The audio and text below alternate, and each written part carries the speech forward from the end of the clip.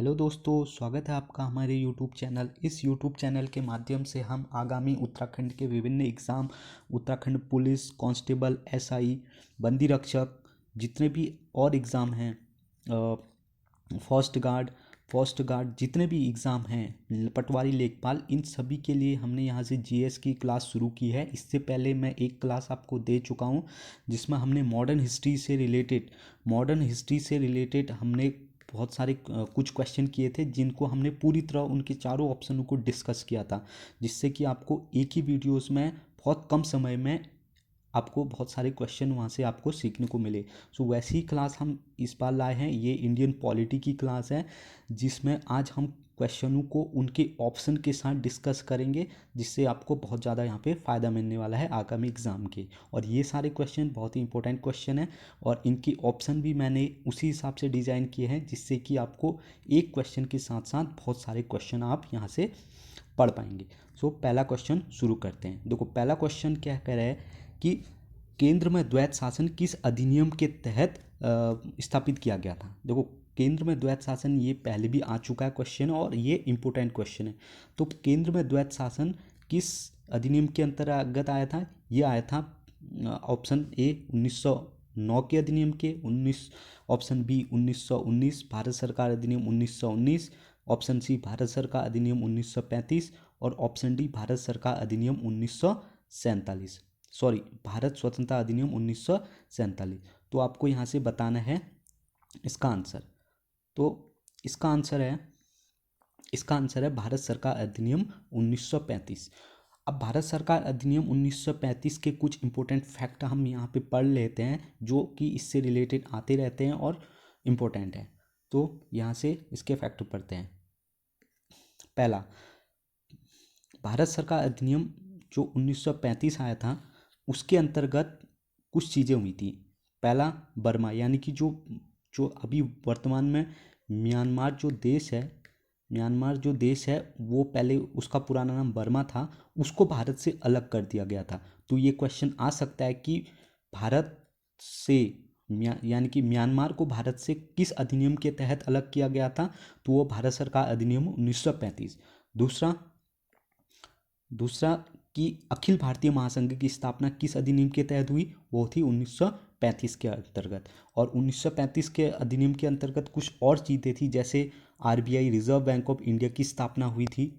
और इसी 1935 एक और महत्वपूर्ण क्वेश्चन यहाँ से बनता है कि राष्ट्रपति का जो अध्यादेश जारी करने की शक्ति है, जो आर्टिकल 123 में है, अध्यादेश जारी करने की जो शक्ति है, वो भी भारत सरकार अधिनियम 1935 से ही ली गई है। जो हमारे संविधान निर्माताओं ने वो शक्ति, अध्यादेश जारी करने की शक्ति 1935 के भारत सरकार अधिनियम से ही ली गई है। तो आपको भारत सरकार अधिनियम से ये सारी चीज़ें फैक्ट नोट डाउन करते रहनी है। अगला हम इसमें ऑप्शन देखते हैं कि 1919। देखो, यहाँ पे जो ऑप्शन है भारत सरकार अधिनियम 1919, देखो 1919 के अधिनियम के तहत प्रांतों में द्वैत शासन की स्थापना की गई थी। देखो, यहाँ से आपको कंफ्यूज नहीं होना है कि सॉरी,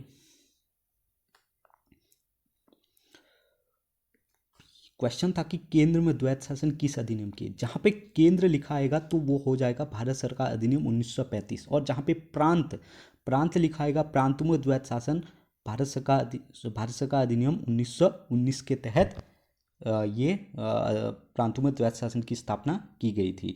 अगला यहाँ पे देखते हैं ऑप्शन है 1909। देखो, 1909 में क्या हुआ था, इस चीज़ को देखते हैं हम।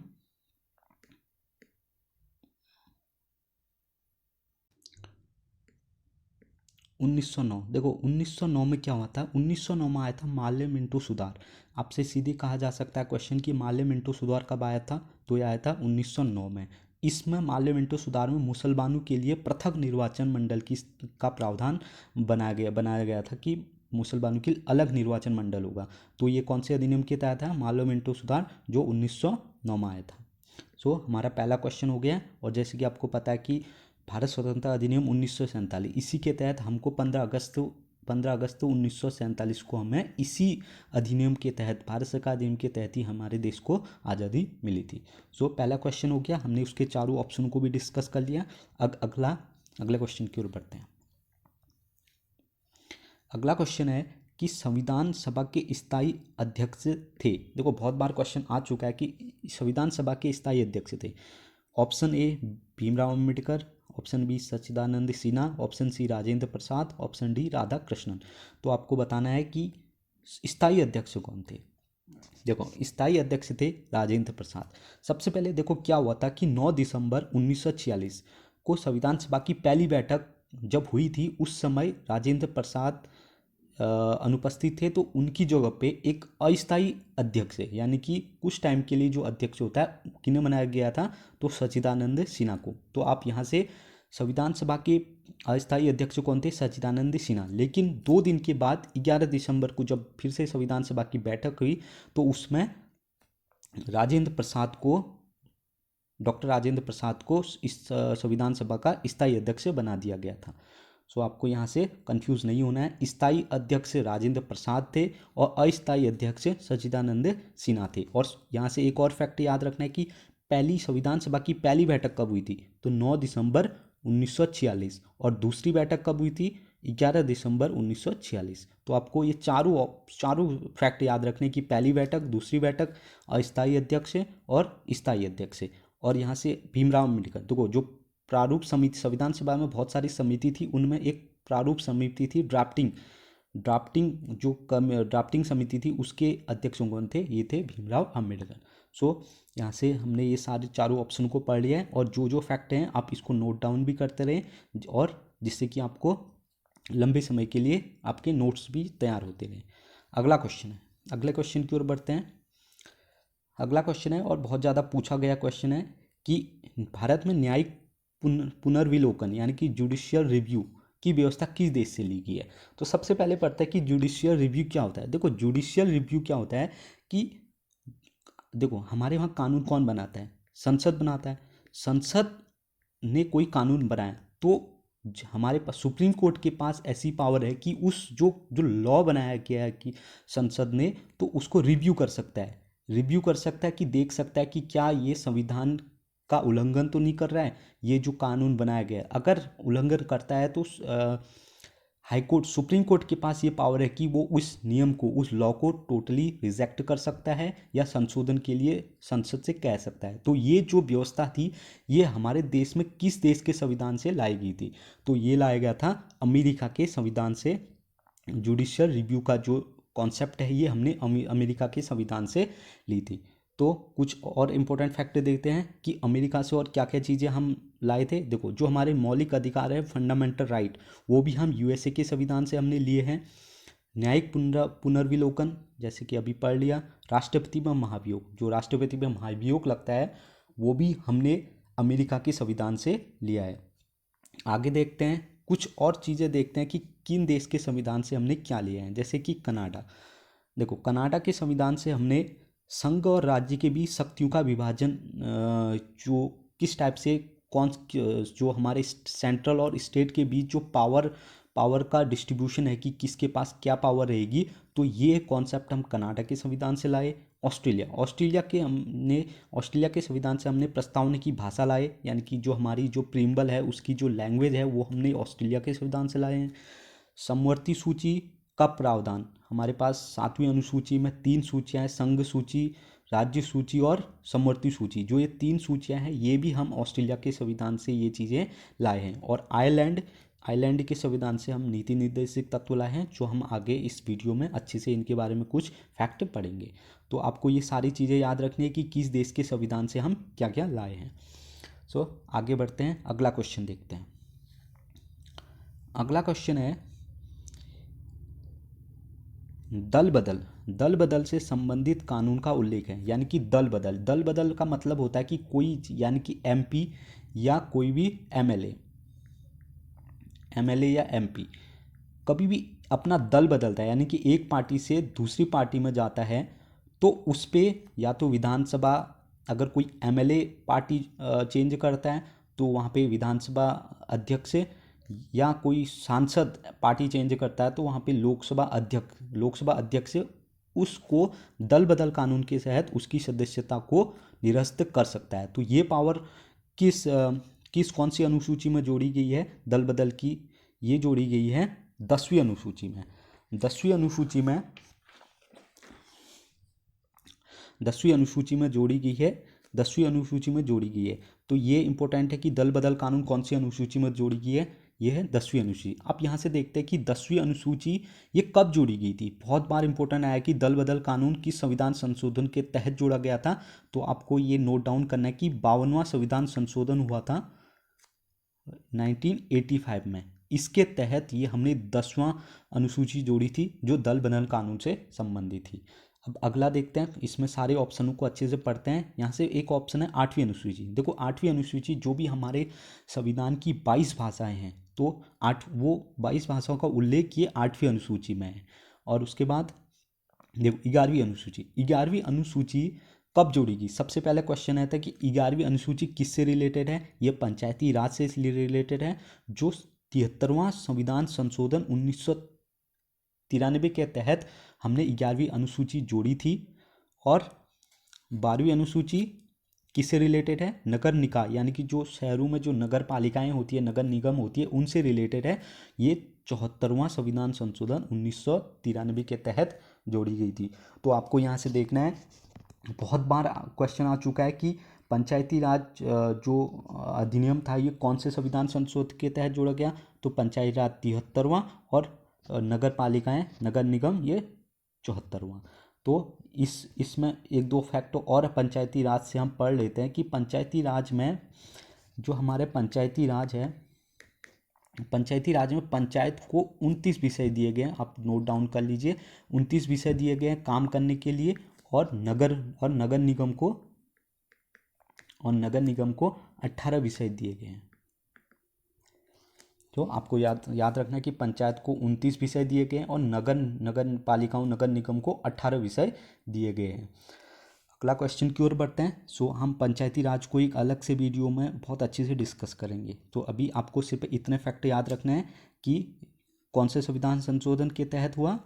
और हाँ, एक और चीज़ लिखते हैं कि कौन सी अनुसूची में। 11वीं अनुसूची आपको पता है 11वीं अनुसूची है, ये 11वीं अनुसूची है, ये 12वीं अनुसूची, ये 11वीं अनुसूची में जोड़ा गया, ये 12वीं अनुसूची में जोड़ा गया। आगे बढ़ते हैं। अगला क्वेश्चन है कि संविधान संशोधन के तहत दिल्ली को राजधानी का दर्जा दिया गया। देखो दिल्ली को एक कॉन्स्टिट्यूशनल अमेंडमेंट हुआ, यानी कि संविधान संशोधन हुआ, उसके तहत दिल्ली को एक राजधानी का दर्जा दिया गया था। तो ये दिया गया था 69 संविधान संशोधन के तहत दिल्ली को राष्ट्रीय राजधानी का दर्जा दिया गया।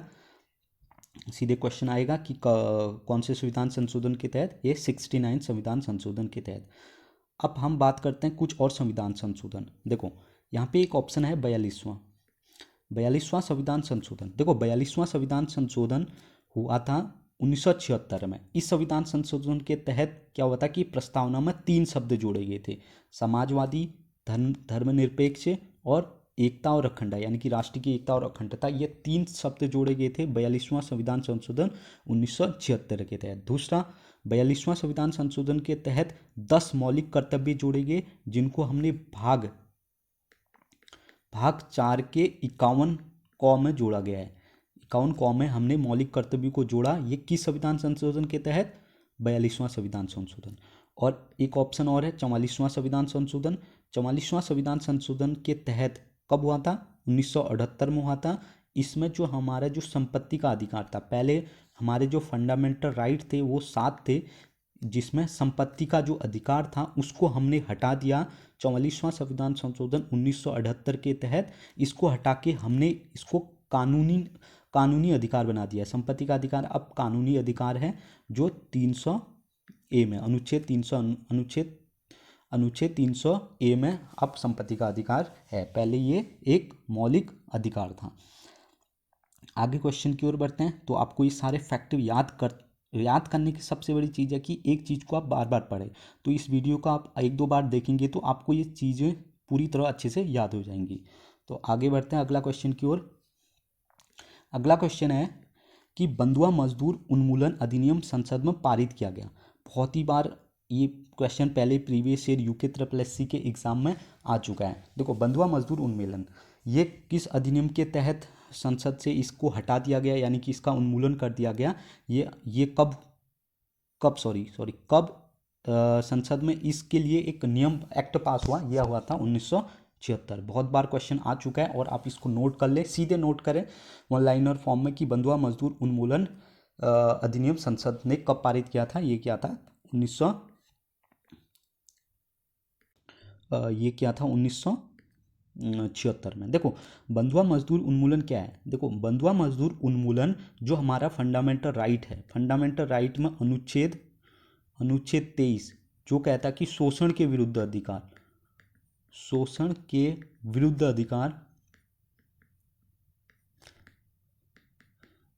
शोषण के विरुद्ध अधिकार जो हमारा ये अनुच्छेद 23 है, इसका उल्लंघन करता था। यानी कि यहाँ पे ये कहा गया है कि किसी का भी कोई भी व्यक्ति शोषण नहीं कर सकता। तो इस जो हमारे मौलिक अधिकारों का ये हनन हो रहा था, तो इसके लिए संसद ने 1976 में बंधुआ मजदूर अधिनियम लागू कर दिया गया।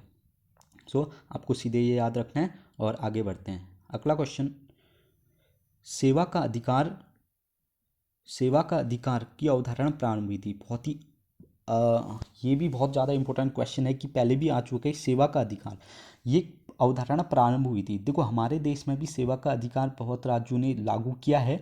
तो सबसे पहले ये किस देश ने लागू की थी? अमेरिका, चीन, ब्रिटेन, कनाडा। तो इसका आंसर है ब्रिटेन। ब्रिटेन पहला देश था जिसने सेवा का अधिकार जो ये कॉन्सेप्ट था इसको शुरू किया था। अब देखो, सेवा का अधिकार क्या होता है। देखो, सेवा का अधिकार एक प्रकार की एक गारंटी होती है। इसमें क्या होता है कि हर एक राज्य है वो एक टाइम पीरियड दे देगा कि 2 साल में मैं ये काम पूरा करूँगा। यानी कि लोक सेवाएं देने की गारंटी करता है कि लोगों की सेवाएं एक टाइम पीरियड के अंतर्गत पूरा करने की गारंटी देता है।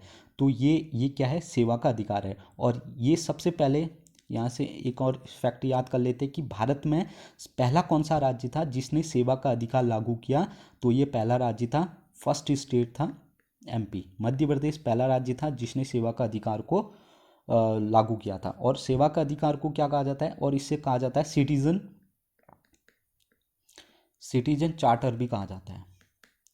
आपसे कहा जा सकता है कि सिटीजन चार्टर की अवधारणा किस देश से प्रारंभ हुई, या सेवा का अधिकार। आपको ये ना कह के ये भी कह सकता है, और क्वेश्चन एक ही है, ये है ब्रिटेन। इसका आंसर है ब्रिटेन, और आपको ये फैक्ट याद रखने हैं।